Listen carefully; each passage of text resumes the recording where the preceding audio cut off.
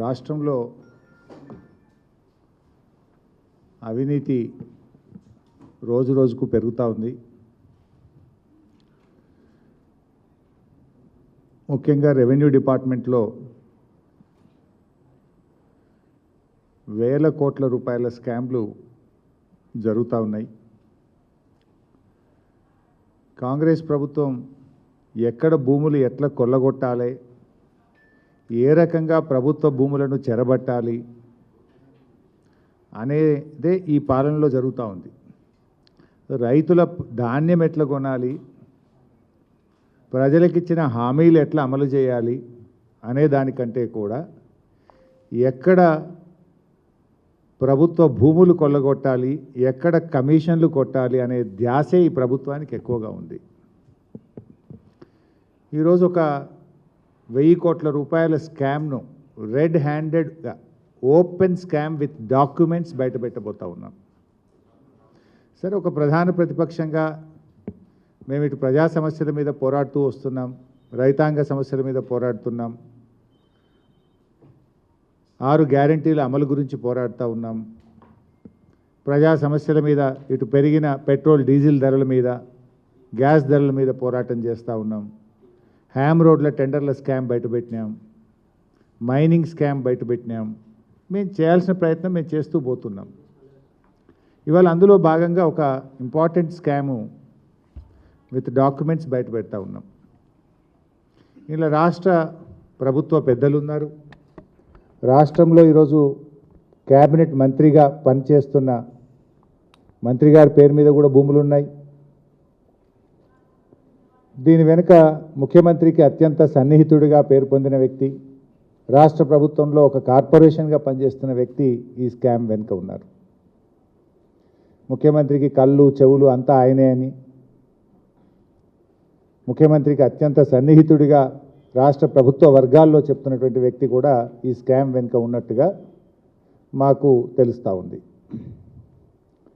ఇది ముఖ్యంగా శంషాబాద్ మండలం పెద్దషాపూర్ గ్రామంలో సర్వే నంబర్ 173 నుంచి 183 మధ్య ఉన్నటువంటి భూమి. ఈ 180 ఎకరాల ప్రభుత్వ భూమిని ఈరోజు ప్రైవేటు వ్యక్తులకు దారాదత్తం చేసే కుట్ర జరిగింది. ఈ భూముల విషయంలో హైకోర్టులో కేసు ఉంది. హైకోర్టు ఒక డైరెక్షన్ ఇచ్చింది 30 జనవరి 2026 నాడు.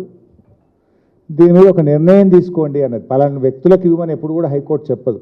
హైకోర్టు ఏం చెప్తుందంటే, ఈ పిటిషన్ వచ్చింది, దీన్ని విచారించండి, దీని మీద తగిన నిర్ణయం తీసుకోండి అని చెప్పి చెప్తుంది హైకోర్టు. 30 జనవరి 2026 నాడు హైకోర్టు చెప్పింది. 24 ఫిబ్రవరి 2026 రోజు ఆర్డీఓ గారు హైకోర్టులో అఫిడవిట్ ఫైల్ చేసినారు. 24 ఫిబ్రవరి 2026 రోజు ఆర్డీఓ గారు హైకోర్టులో అఫిడవిట్ ఫైల్ చేయడం జరిగింది. ఇది ఆర్డీఓ గారి అఫిడవిట్. ఇది కూడా మీకు పబ్లిక్ డొమైన్లో పెడతాం. ఇది హైకోర్టు జడ్జిమెంట్లో కూడా ఈ అఫిడవిట్ స్పష్టంగా మెన్షన్ చేసినారు. High court judgment is a public document, nothing secret. ఇది హైకోర్టు ఆర్డరు. హైకోర్టు ఆర్డర్లోనే స్పష్టంగా ఆర్డీఓ గారి ఆర్డర్ కూడా ఉంది. హైకోర్టు ఆర్డర్లో ఆర్డీఓ గారు ఇచ్చినటువంటి అఫిడవిట్ కూడా ఉంది.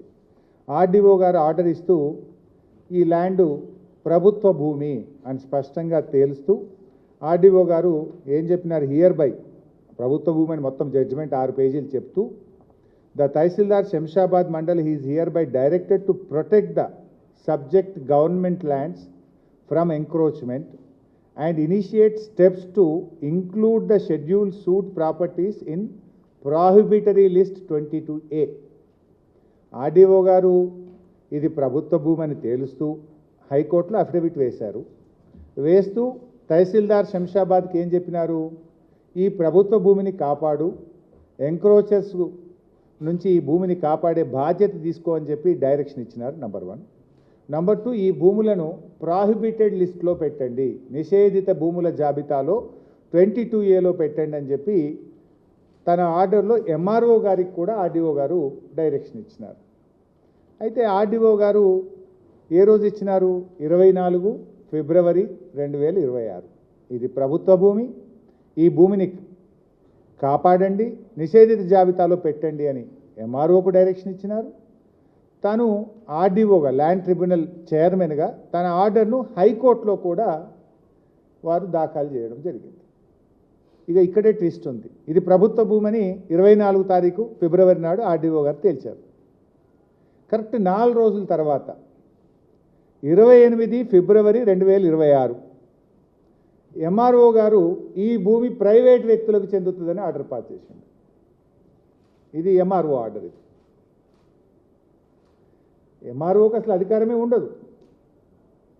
ఆర్డీఓ ఇది ప్రభుత్వ భూమని ల్యాండ్ ట్రిబ్యునల్ చైర్మన్గా తేల్చి ఈ భూములను కాపాడు, ప్రొటెక్ట్ చేయని ఎంఆర్ఓకి డైరెక్షన్ ఇస్తే 4 రోజుల్లోనే ఎంఆర్ఓ ఈ భూమి ప్రైవేట్ వ్యక్తులకు చెందింది అని చెప్పి ఎంఆర్ఓ ఆర్డర్ పాస్ చేసినాడు. ఆర్డర్ పాస్ చేయడమే కాదు, ఇందులో ఎంఆర్ఓ గారు ఏమంటాడు, therefore I am of the view that the writ petitioner's names have to be incorporated in revenue records Bhubharati as being the owners of the land as per the అని etcetera అని చెప్పింది. ఈ భూమిని భూభారతిలో ఆన్లైన్లో కూడా పెట్టండి అని చెప్పి కూడా ఎంఆర్ఓ గారు రాసేసినారు.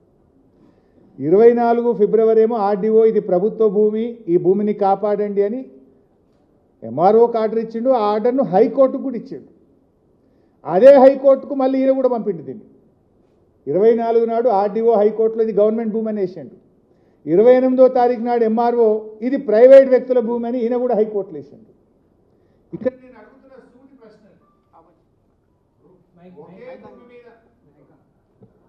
నేను అడుగుతున్న సూటి ప్రశ్నలు, ఒకే భూమి మీద 4 రోజుల వ్యవధిలో ఆర్డీఓ గవర్నమెంట్ భూమి అంటాడు, ఎంఆర్ఓ ప్రైవేట్ భూమి అంటాడు. ఈ భూమి విలువ 1000 కోట్ల రూపాయలు.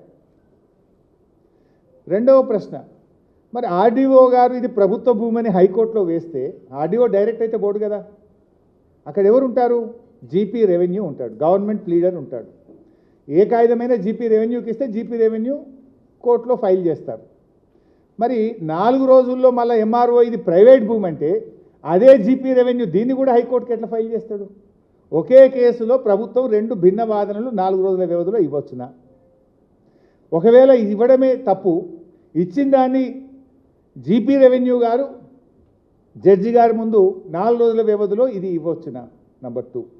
నంబర్ 3, నార్మల్గా ఎనీ హైకోర్టు ఆర్డర్ కలెక్టర్ దగ్గరికి వస్తుంది.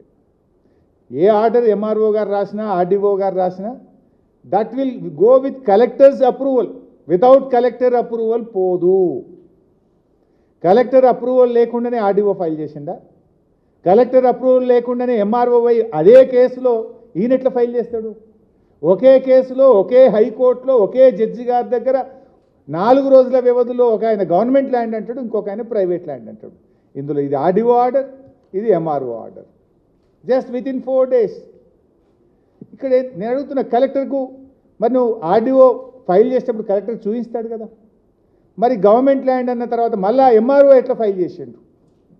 ఫైల్ చేస్తే మరి అది కలెక్టర్ గారు ఎట్లా అప్రూవ్ చేసిండ్రు?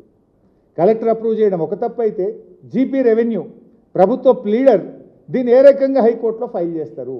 అడ్వకేట్ జనరల్ ఏ రకంగా దీన్ని అలో చేస్తారు? ఇది సెకండ్ క్వశ్చన్. అయితే ఇక్కడ ఇష్యూ ఏంది? కొన్ని ప్రముఖ దినపత్రికల్లో వార్తలు వచ్చినాయి, విషయాలు బయటకు వచ్చినాయి. విషయాలు బయటకు రాగానే ఒక 1000 కోట్ల రూపాయల స్కామ్ జరిగితే ఏం చేస్తాం? జనరల్గా అధికారులను సస్పెండ్ చేస్తాం, ఎంక్వైరీ ఆర్డర్ చేస్తాం. కానీ ఈ విషయంలో ఏం చేసిన? సింపుల్గా MRO transfer to collectorate, just transfer. ఒక చిన్న తప్పు చేస్తేనే ఈ కాలంలో సస్పెండ్ చేస్తున్నారు, జైల్లో పెడుతున్నారు, ఏసీబీ కేసులు పెడుతున్నారు. ఈ ఎంఆర్ఓ గారి మీద ఏసీబీ రైడ్ అయింది, ఆఫీస్కు ఏసీబీ అధికారులు పోయినరు. కానీ విషయం తెలిసిన ప్రభుత్వ పెద్దలు వెంటనే ఏం చేసినరో కానీ చుప్ చాప్ ఏసీబీ వాపసు వచ్చింది. ఏసీబీ వాపసు వచ్చింది, యాక్షన్ తీసుకోలే. ఏసీబీ అధికారులు వాపసు వచ్చిండ్రు, ఒక చిన్న ట్రాన్స్ఫర్తో సరిపెట్టేసింది. అంటే దీని వెనుక ఎవరు ఉన్నారు? ముఖ్యమంత్రికి అత్యంత సన్నిహితుడిగా ఉన్న వ్యక్తి దీని వెనుక ఉన్నాడు కనుకనే ఏసీబీ ఆ రోజు చర్యలు తీసుకోకుండా వెనక్కి వచ్చింది. ముఖ్యమంత్రి గారి సన్నిహిత వ్యక్తుల యొక్క ఒత్తిడి ఉంది కనుకనే ఎంఆర్ఓను సస్పెండ్ చేయకుండా కేవలం ట్రాన్స్ఫర్తో సరిపెట్టినారు. దీని వెనుక ప్రభుత్వ పెద్దలు అత్యంత కీలక వ్యక్తులు ఉన్నారు కనుకనే లోతైన విచారణ జరగలేదు. ఇప్పుడు ఎంఆర్ఓ ఫైల్ చేస్తే అది కలెక్టర్కి తెలిసి జరిగిందా, ప్రభుత్వ పెద్దలకు తెలిసి జరిగిందా? ఏ ధైర్యం మీద ఎంఆర్ఓ ఆర్డీఓ ఆర్డర్ను ధిక్కరించి, పై అధికారి ఆర్డర్ను ధిక్కరించి ఇది ప్రైవేట్ వ్యక్తులకు ఇంత విలువైన భూమిని కట్టబెట్టిండు? ఆయనకంత ధైర్యం ఉంటుందా ఒక తహసీల్దార్కు? ఆల్రెడీ నీ పై అధికారి ఇది గవర్నమెంట్ ల్యాండ్ అని తేల్చిండు, దీన్ని కాపాడమని నీకు డైరెక్షన్ ఇచ్చిండు, దీన్ని నిషేధిత జాబితాలో పెట్టమని నీకు డైరెక్షన్ ఇచ్చిండు. దానికి భిన్నంగా 4 రోజుల్లోనే నువ్వు ఇది పట్టాభూమని ఆర్డర్ ఇచ్చే ధైర్యం తహసీల్దార్కు ఎక్కడిది? ఇన్ని వేల కోట్ల రూపాయల ఆస్తిని ప్రైవేట్ వ్యక్తులకు ధారాదత్తం చేసిన ఎంఆర్ఓకు కేవలం ట్రాన్స్ఫర్ రూపంలో ఎందుకు కాపాడుతున్నారు? ఎంఆర్ఓ కాపాడడం వెనుక ఉన్న పెద్దలు ఎవరు? ఇవన్నీ బయటకు రావాల్సిన అవసరం ఉంది. యాక్చువల్లీ ఇందులో సర్ప్రైజ్ ఏంటంటే అసలు ఎంఆర్ఓకు ఆయన పార్టీయే కాదు. ఈయన హైకోర్టులో ఎందుకు అఫిడవిట్ వేసిండు? ఆల్రెడీ ఆర్డీఓ వేసిన తర్వాత ఈయన వేయాల్సిన అవసరం ఎందుకు వచ్చింది? దీన్ని జీపీ ఎట్లా అలౌ చేసిండు? దీన్ని కలెక్టర్ ఎట్లా అలౌ చేసిండు? ఇది ఒక పార్ట్. ఇందులో ఎంఆర్ఓ లాస్ట్ నేను మీకు చదివి వినిపించిన లాస్ట్ బట్ 1 పేరాగ్రాఫ్లో వీళ్ళ పేర్లు మొత్తం భూభారతిలో ఎక్కించండి అని చెప్పి కూడా ఎంఆర్ఓ గారు రాసింది. ఆయన రాయడం, భూభారతిలో ఎక్కించడం కూడా జరిగిపోయింది. These are all the documents. మొత్తం 170 ఎకరాలు భూభారతిలో ఎక్కించేసింది. ఏ రోజు ఎక్కించిండ్రు? అయితే దాంట్లోకి పోయే ముందు అసలు భూభారతి చట్టం ఏం చెప్తుంది, మన రాష్ట్రంలో ఉన్న భూభారతి చట్టం ఏం చెప్తుందో కూడా చదివి వినిపిస్తా. భూభారతి చట్టం ఏం చెప్తుందంటే, mutation in other cases, any person are a person who acquire rights over land through various mods stated in clauses H and S of subsection 12 of section 2 and seeking mutation shall make an application in the prescribed format to the RDO through the website prescribed for this purpose. On receipt of the application, the RDO shall within the time prescribed determine as to whether and if so in what manner the record of rights may be amended in consents. అంటే ఆర్డీఓకు దరఖాస్తు పెట్టాలి, RDO దాన్ని ఇచ్చినటువంటి సమయంలో దీన్ని అమలు చేయాలి RDO అని చెప్పి మన భూభారతి చట్టం చెప్తుంది. కానీ ఇక్కడ ఎంఆర్ఓనే దీన్ని భూభారతిలో పెట్టండి అని చెప్పిండు. ఎంఆర్ఓ చెప్పిండు, ఇక్కడ భూభారతిలో ఎంట్రీ అయిపోయింది. ఇట్లా చాలా ఉన్నాయి వ్యక్తులు, ఒక పేరు చదువుతాయి ఇందులో. కల్పనారెడ్డి, తండ్రి పేరు కృష్ణారెడ్డి, సర్వే నంబర్ 172, 2 ఎకరాలు, పట్టా land. The records are updated on 24 May 2026, అంటే 24 మే 2026 నాడు భూభారతిలో ఇది పట్టా భూమిగా ఎక్కించేయడం జరిగింది. ఇట్లా మొత్తం 170 ఎకరాలు ఎక్కించారు. ఇందులో కొంతమంది మంత్రులు, మంత్రుల కుటుంబ సభ్యులు, వాళ్ళ వివరాలు కూడా ఉన్నాయి, వాళ్ళ పేర్లు కూడా ఎక్కినాయి. ఇలా అవి ఎవరు ఏందనేది బయట పెడతాం మళ్ళీ. అయితే మరి ఈ భూమి ప్రభుత్వ భూమిని ఆర్డీఓ చెప్పినప్పుడు ఎంఆర్ఓ పట్టా భూమికి ఎట్లా తెలుస్తాడు? మరి ప్రభుత్వం, రాష్ట్ర ప్రభుత్వం దృష్టికి వచ్చింది, ఇది స్కామ్ అయిందనే విషయం వచ్చింది, బయటపడ్డది, పత్రికలు రాసినాయి. ఏం చేసిండ్రు? గప్చుప్గా ఎంఆర్ఓని ట్రాన్స్ఫర్ చేసిండ్రు, ముటేషన్ మాత్రం చేసుకున్నారు. నిజంగా ప్రభుత్వానికి చిత్తశుద్ధి ఉంటే, ప్రభుత్వ పెద్దల ప్రమేయం లేకపోతే ఈ భూమిని వెంటనే ప్రభుత్వం స్వాధీనం చేసుకోవాలి కదా, దీని మీద యాక్షన్ తీసుకోవాలి కదా. ఎందుకు తీసుకోలేదు అని అడుగుతూ ఉన్నాం. ఏసీబీ వాళ్ళు అరెస్ట్ చేయరు, ప్రభుత్వం సస్పెండ్ చేయదు, భూమిని వెనక్కి తీసుకోరు, ఎంఆర్ఓ ఆర్డర్ను సస్పెండ్ చేయరు, భూభారతిలో పట్టా భూమిగా మార్చింది కదా, దాన్ని తిరిగి నిషేధిత జాబితాలో పెట్టాలన్నా వద్దా? నిషేధిత జాబితాలో పెట్టరు. మంచిగా బాజాప్తా ఈ భూమిని ఈరోజు టోటల్గా పట్టా భూమిగా మారుస్తూ భూభారతిలో 170 ఎకరాలు ఎంట్రీ చేసింది. These are all the records. ఇదే సర్వే నెంబర్. ఎంఆర్ఓ తప్పు చేసిండని ట్రాన్స్ఫర్ చేసిండు మీరే, మళ్ళీ భూభారతిలో ఎంట్రీ చేసింది మీరే. ఏం జరుగుతుంది దీని వెనుక? మీ ఆర్డీఓ గారే ప్రభుత్వ భూమి అని స్పష్టంగా హైకోర్టులో అఫిడవిట్ ఫైల్ చేసిండు.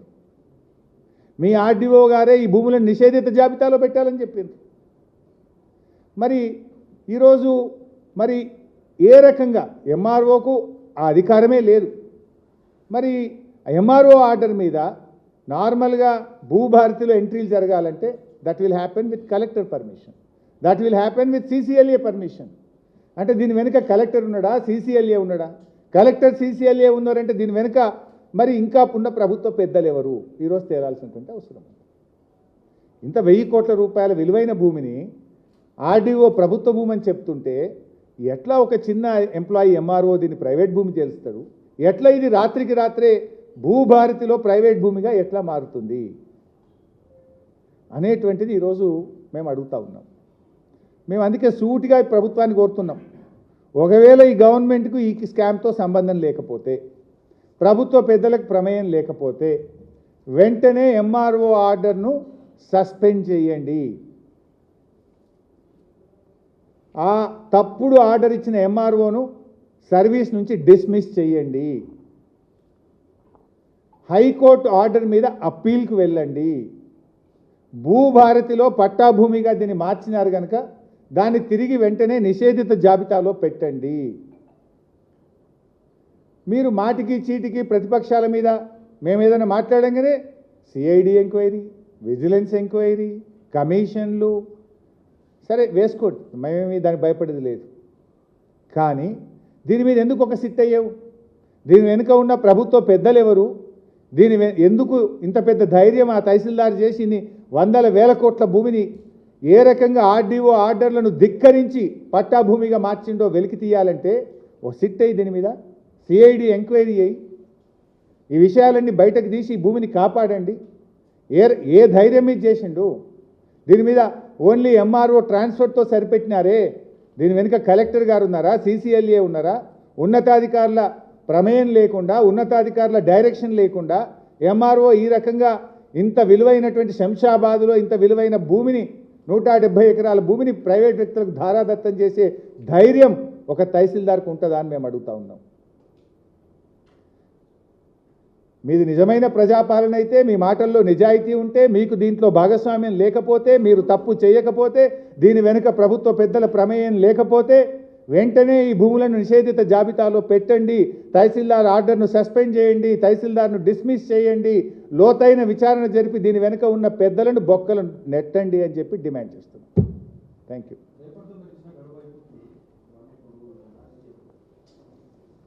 సో బైసాబ్, నాకు ఇంకా 2-3 ఇంపార్టెంట్ ఇష్యూస్ ఉన్నాయి, కానీ నేను మళ్ళీ మాట్లాడతా ఇవాళ ఒక్కరోజు. ఎందుకంటే నేను ఆల్రెడీ అక్కడ మన గిరిజనులకు సంబంధించిన లంబాడి హక్కుల పోరాట సమితి ప్రోగ్రాంలో మాట్లాడినాం. ఇందాక ఒక సింగరేణి విషయంలో కూడా ఒక చాలా ఇంపార్టెంట్ ఇష్యూ మాట్లాడినాం.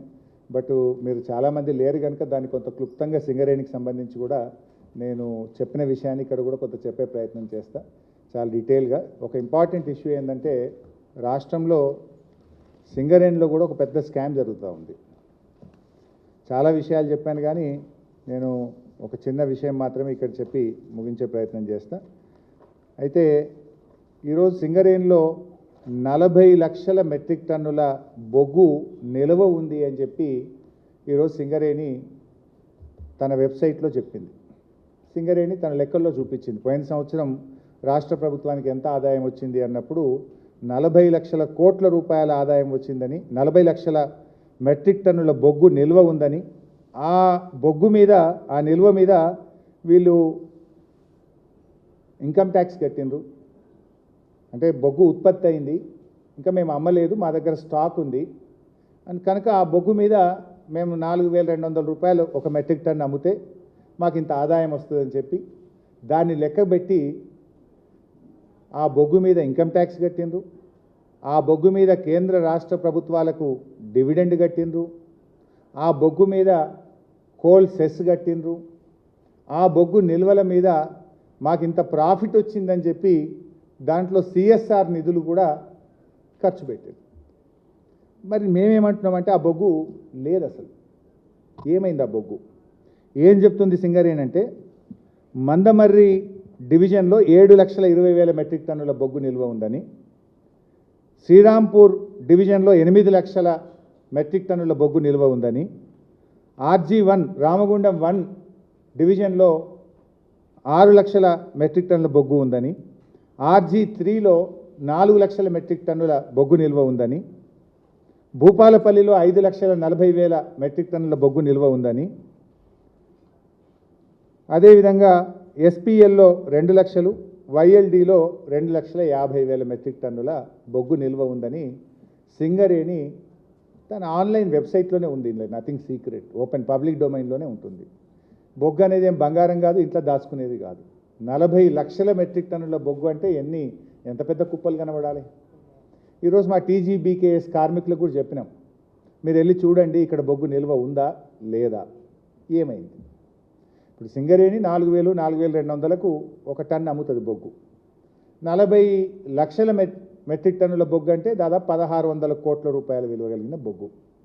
ఈ 1,600 కోట్ల విలువ కలిగిన బొగ్గు మరి ఈరోజు బొగ్గు బాయిల మీద లేదు. మరి ఏమైంది ఈ బొగ్గు?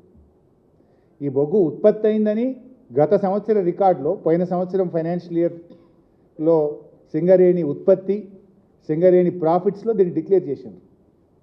ఈ 40 కాదు, మొత్తం కలిపి అంటే అంత అమ్మినము, ఈ 40 ఏమో స్టాక్ ఉందని దాని మీద ప్రాఫిట్ డిక్లేర్ చేసిండ్రు. కార్మికులకు ప్రాఫిట్ ఇచ్చారు, సంతోషం. అది కూడా మొత్తం ఇవ్వలేదు కార్మికులకు, కొంత మేము దాస్తున్నాము, కొంత మాత్రమే ఇస్తామని ఇచ్చారు profit last time. That's okay. ఇప్పుడు ఈ 40,00,000 మెట్రిక్ టన్నులు 4,000కి అమ్మితే మాకు ఇంత లాభం వస్తుందని దాని మీద ఇన్కమ్ ట్యాక్స్ కట్టిండ్రు కేంద్ర ప్రభుత్వానికి. కేంద్ర ప్రభుత్వం 49%, స్టేట్ 51%. దాని ప్రకారం డివిడెండ్ ఇచ్చినారు. కోల్ సెస్ ఉంటుంది, ఆ కోల్ సెస్ కూడా కట్టినారు. అది కాకుండా మనకు CSR నిధుల కింద 2% ఖర్చు పెట్టారు, అది కూడా ఖర్చు పెట్టారు. మరి బొగ్గు ఎక్కడ పోయింది? ఇప్పుడు ఆ 1,600 కోట్ల రూపాయల బొగ్గు ఉన్నదా లేదా? నేను గౌరవనీయులు బట్టి విక్రమార్క గారిని అడుగుతున్నా, ఇది మీకు తెలిసి జరిగిందా తెలియక జరిగిందా నాకు తెలియదు. బట్టి విక్రమార్క గారు ఇద్దరం కలిసి పోదాం, మరి మీరు నేను లేదా అఖిలపక్షం తీసుకొని పోదాం. మరి ఇప్పుడు నేను చెప్పిన ప్రకారంగా బొగ్గు ఉన్నదా లేదా? ఉంటే సంతోషం, నేను క్షమాపణ చెప్తా. ఒకవేళ లేదు, దాని మీద ఏం విచారణ చేద్దాం. ఎటుపోయింది ఆ బొగ్గు? 1,600 కోట్ల రూపాయల విలువ కలిగిన బొగ్గు ఈరోజు లేదు. I'm saying with authority. నేను మా కార్మికులతో క్రాస్ చెక్ చేసుకొని చెప్తున్నా, 40,00,000 మెట్రిక్ టన్నుల బొగ్గు నిల్వ ఉందని మీరు చెప్తున్నారు. ఇవాళ ఆ బొగ్గు నిల్వ లేదు. మరి ఎక్కడ మాయమైంది ఆ బొగ్గు? ఎవరు అమ్ముకున్నారు ఆ బొగ్గును? ఈ 1,600 కోట్ల రూపాయల విలువ కలిగిన బొగ్గు ఎక్కడ పోయింది? బొగ్గు ఉత్పత్తి చేసినామని మీరే చెప్పిండ్రు, దాని మీద ఇన్కమ్ ట్యాక్స్ కట్టిండ్రు, కోల్ సెస్ కట్టిండ్రు, డివిడెండ్ కట్టిండ్రు, CSR కట్టిండ్రు. మరి ఆ బొగ్గు లేదు. ఇప్పుడు ఎక్కడ పోయింది ఆ బొగ్గు? ఏదో ఒక బొగ్గు ముక్క అంటేనేమో ఏమైనా దాయొచ్చు, ఇదే ముక్క కాదు కదా, 40,00,000 మెట్రిక్ టన్నులు. సో బట్టి గారు మీరు ఒక్కరే వెళ్ళి చూసేస్తారా? అఖిలపక్షాన్ని తీసుకుపోతారా? లేదు మా TGBKS ఆధ్వర్యంలో మమ్మల్ని వెళ్ళమంటారా? ఈ బొగ్గు ఏమైందో ఈరోజు రాష్ట్ర ప్రజలకు సమాధానం చెప్పాలి, సింగరేణి కార్మికులకు సమాధానం చెప్పాలి. ఇక చాలా విషయాలు ఉన్నాయి సింగరేణికి సంబంధించి, కానీ ఇవాళ మేము సూటిగా ఈ అంశాన్ని ప్రభుత్వం దృష్టికి తెస్తున్నాం. ఈ ప్రభుత్వానికి అసలు తెలుసా తెలియదా? ప్రభుత్వం కూడా ఈ బొగ్గు నిల్వ ఉందని అనుకుంటుందా? లేదు ప్రభుత్వ పెద్దలకు తెలిసినా ఏమైనా సైలెంట్గా ఉన్నారా? ఈ బొగ్గును ఏమైనా అమ్మేసిండ్రా? అమ్మితే ఎవరు అమ్మిండ్రు? ఎవరికి అమ్మిండ్రు? ఎక్కడ పోయింది ఈ బొగ్గు? మరి 1,600 కోట్ల రూపాయల విలువ కలిగిన బొగ్గు ఈరోజు లేదు అనే విషయం ప్రభుత్వ పెద్దలకు తెలుసా తెలియదా? బట్టి గారు సూటిగా సమాధానం చెప్పాలి. నన్ను తిట్టేది ఉంటే తర్వాత తిట్టుకోరు, కానీ ఇది ఏమైందో సూటిగా చెప్పండి. రాష్ట్ర ప్రజల తరఫున అడుగుతున్నా, సింగరేణి కార్మికుల పక్షాన్ని నేను అడుగుతా ఉన్నా. ఈ బొగ్గు ఉంటే వెళ్ళి చూద్దాం. ఒకవేళ నిజంగా బొగ్గు ఆడ ఉండుంటే అదేమి రాత్రికి రాత్రి మాయమయ్యేది కాదు, రాత్రికి రాత్రి పోయగలిగింది కాదు. 40,00,000 మెట్రిక్ టన్ను. రేపు పోదామా ఎల్లుండి పోదామా చెప్పండి. నిజంగా బొగ్గు ఉంటే నేను క్షమాపణ కోరుతా, లేకపోతే ఏం చేద్దామో మీరే సమాధానం చెప్పండి. ఎవరు చేసిండ్రు? ఈ బొగ్గు ఎటుపోయింది? ఎవరికి అమ్ముకున్నారు? ఎక్కడ అమ్ముకున్నారు? ఈ విషయం మీద బట్టి గారు స్పందించాలి, ఎందుకంటే ఇది మీ శాఖలో జరుగుతూ ఉంది. ముఖ్యమంత్రి గారు స్పందించాలి. ఇంత ముఖ్యమైన విషయం, దీని మీద రాష్ట్ర ప్రజలకు స్పష్టత ఇవ్వాలని ఆల్ పార్టీని తీసుకొని ఈ బొగ్గు నిజంగా అక్కడ ఉందా లేదా అఖిలపక్షాన్ని తీసుకొని వెళ్ళి చూడాలి, నిజానిజాలు తేల్చాలని చెప్పి ప్రభుత్వాన్ని డిమాండ్ చేస్తాం. ఒక చిన్న పాయింట్ ఇవాళ మీరు అడిగింది, కానీ ఒక రైతు బిడ్డను ఒక డ్రైవర్ గారిని మీరు చూసి ఉంటారు. ఇవాళ జగిత్యాల ఆర్టీసీ డిపోలో డ్రైవర్గా పనిచేస్తున్నటువంటి అశోక్ను ఇలా సస్పెండ్ చేసినారు. దీన్ని చాలా తీవ్రంగా ఖండిస్తూ ఉన్నాం. ఆయన డ్రైవర్ కావచ్చు, కానీ ఒక సాటి మనిషి. ఆయన డ్రైవర్ కావచ్చు, ఒక వ్యవసాయ కుటుంబం నుంచి వచ్చినటువంటి బిడ్డ. ఒక వ్యవసాయ కుటుంబం నుంచి వచ్చినటువంటి బిడ్డగా ఇవాళ రాష్ట్రంలో రైతులు బాధపడుతున్నటువంటి విషయాన్ని దృష్టిలో పెట్టుకొని ఆయన ఒక మాట మాట్లాడినారు.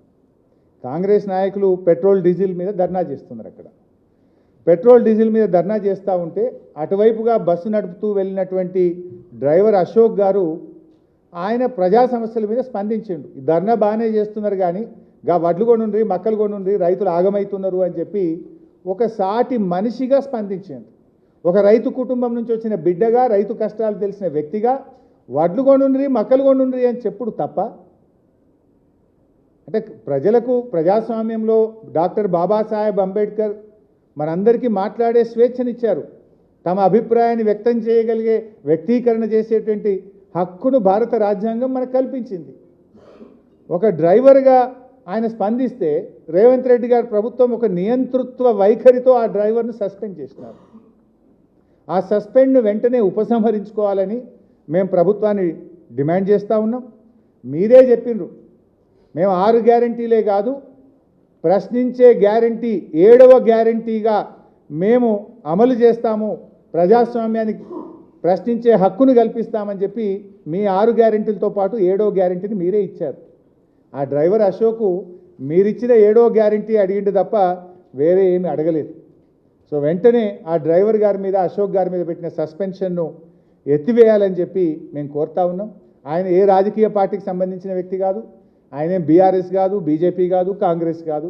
ఆయన ఒక డ్రైవర్, ఒక రైతు బిడ్డగా తన అభిప్రాయాన్ని చెప్పింది. కానీ అంత మాత్రాన మమ్మల్ని ప్రశ్నిస్తే మీ మీద వేటు వేస్తామనేటువంటి నియంతృత్వ ధోరణి విడనాడాలని, అశోక్ డ్రైవర్పై పెట్టిన సస్పెన్షన్ వెంటనే ఎత్తివేయాలని చెప్పి మేము డిమాండ్ చేస్తున్నాం. ఒకవేళ ప్రభుత్వం దిగి రాకపోతే అశోక్ కుటుంబానికి బీఆర్ఎస్ పార్టీ అండగా ఉంటుంది.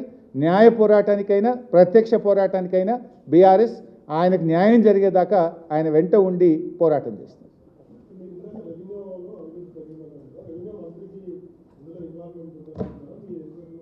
ఇక అది ఎవరికి ఉంది అనేది ప్రభుత్వ పెద్దలు తేల్చండి. ఇప్పుడు ఒకవేళ మీకు ఇన్వాల్వ్మెంట్ లేకపోతే నేను చెప్పిన డిమాండ్స్ చెప్పిన కదా, ఎంఆర్ఓ ఆర్డర్ను రద్దు చేయండి, ఎంఆర్ఓని సస్పెండ్ చేయండి, భూభారతి ఎంట్రీస్ను వెంటనే రద్దు చేసి నిషేధిత జాబితాలో పెట్టండి, హైకోర్టు ఆర్డర్ మీద అప్పీల్కి వెళ్ళండి, మీ నిజాయితీ నిరూపించుకోండి. If you are not involve, you prove yourself. And ఎవరైతే దీంట్లో ఇన్వాల్వ్ అయినరో యాక్షన్ తీసుకోండి వాళ్ళ మీద. ఆ ముఖ్య అనుచరుడు ఎవరు, ఆ రాష్ట్ర మంత్రి ఎవరు, త్వరలో వాటిని కూడా బయటపెడతాం. మా దగ్గర ఆ వివరాలు కూడా ఉన్నాయి. లెట్స్ సీ గవర్నమెంట్ ఎట్లా స్పందిస్తుంది, ఏం స్పందిస్తుంది. డాక్యుమెంట్స్ లేక కాదు, అప్రాప్రియేట్గా స్పందిస్తాం. అవి కూడా మా దగ్గర రెడీగా ఉన్నాయి. బట్ ఎప్పుడు వదలాలనో అప్పుడు వదులుతాం. ఆ రాష్ట్ర మంత్రి ఎవరు, ఆ ముఖ్య అనుచరుడు ఎవడు, మరి అది ప్రభుత్వమే స్పందించి చర్యలు తీసుకుంటే ప్రభుత్వానికి గౌరవం మిగులుతుంది. ప్రభుత్వం స్పందించకపోతే అన్ని విషయాలు మేము బయటపెడతాం.